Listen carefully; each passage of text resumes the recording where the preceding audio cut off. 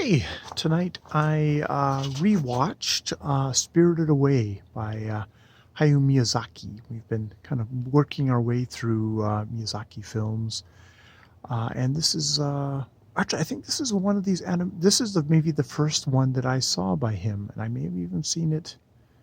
I can't remember if I saw it in the theater, um, probably up at UVic, more back at the time.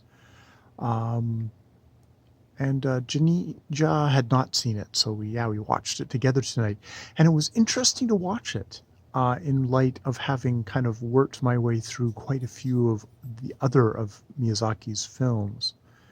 It's kind of it's striking because I've had it in my head as kind of my favorite one, and it's like I come back to it now having kind of experienced kind of a more broad range of his work, and I enjoyed it. It's got amazing imageries in it. No face, consuming everything, vomiting up everything when he's given that healing bit by Chiru. Chiru and her parents. Moving again with the moving. We seem to have that like kind of a theme of oftentimes little girls who are coming to a new place, and that kind of that discovery, that newness, and maybe that kind of like a Zen mind of seeing things fresh and it making things very magical. And Miyazaki kind of literalizing it. Miyazaki and his team literalizing it with the stunning, beautiful, grotesque images. It's interesting. I watch it this time, and it's like Hiru, who turns out to be a water spirit, and in his kind of dragon form, that face he has is very much kind of the wolf from Princess Mononoke. There's plenty of like kind of little themes stuff. Um, you know, uh, I don't know if I get quite as much of a kind of an emotional resonance with Churu this time, like between her and Hiru, of kind of this pure love.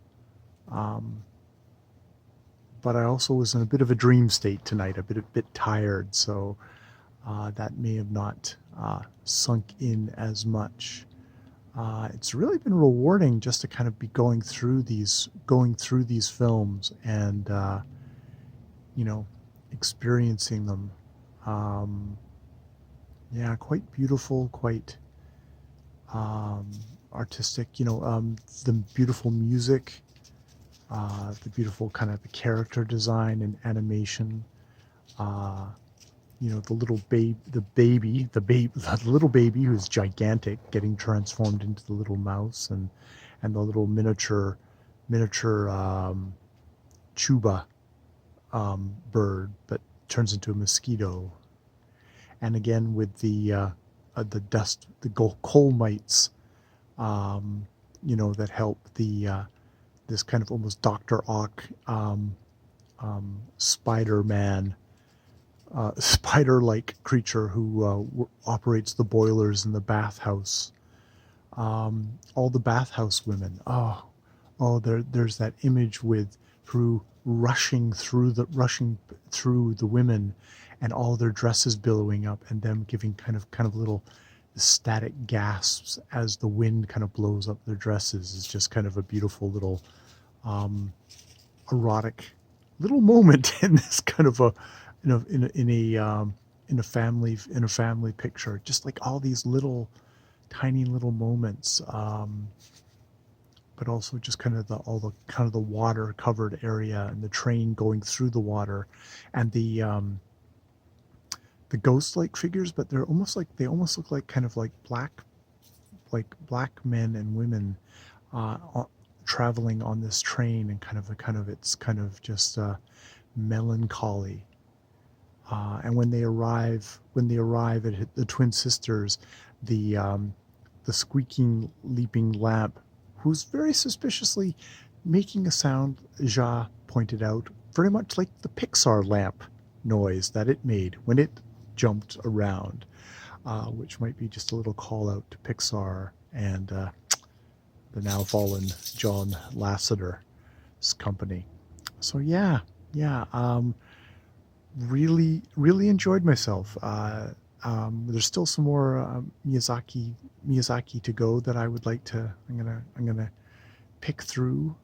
Maybe see Porco Rosso. I think I've seen it before. I'd like to see it again. More of his mechanical airship. His father running a aircraft company before and during World War II, and there's a lot of that in Miyazaki's work. You know, you can see parts of himself that he carries through. So yes.